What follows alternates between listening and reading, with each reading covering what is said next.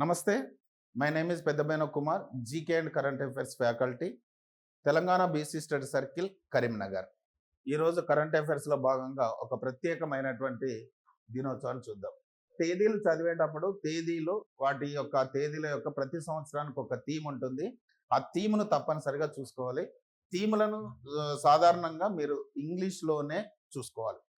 అంతర్జాతీయ మలేరియా దినోత్సవాన్ని ఏప్రిల్ 25వ తేదీన నిర్వహిస్తుంటాం. దాని యొక్క ఈ సంవత్సరం యొక్క theme driven to end malaria, now we can, now we must. ఈ థీమ్ అనేటువంటి తప్పనిసరి. తర్వాత మలేరియా అనేటువంటిది మన భారతదేశంలో ఉంది.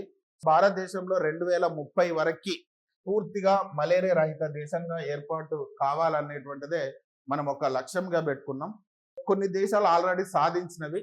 మలేరియా అనేటువంటిది ప్రోటోజోవాకు చెందినటువంటి ప్లాస్మోడియం వైవాక్స్ అనేటువంటి ఒక పరాన్న జీవి ద్వారా జరుగుతుంది.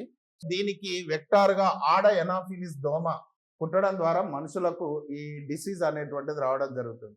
అయితే మలేరియా రహిత దేశాలుగా చాలా దేశాలు రికార్డుకి ఎక్కాయి. దానిలో భాగంగా పోయిన సంవత్సరం 2025లో మలేరియా రహిత దేశంగా సూరినామ్ మరియు జార్జియా అనేటువంటిది WHO వరల్డ్ హెల్త్ ఆర్గనైజేషన్తో అధికారికంగా మలేరియా రహిత దేశాలుగా ప్రకటించబడ్డాయి. ఇటీవల ఆంధ్రప్రదేశ్లో కూడా డాక్టర్ బిఆర్ అంబేద్కర్ కోనసీమ జిల్లా, పశ్చిమ గోదావరి జిల్లా, బాపట్ల జిల్లాలు కూడా మలేరియా రహిత జిల్లాలుగా ప్రకటించాలని చెప్పేసి కేంద్రానికి కూడా నివేదిక సమర్పించడం జరిగింది. Thank you all of you.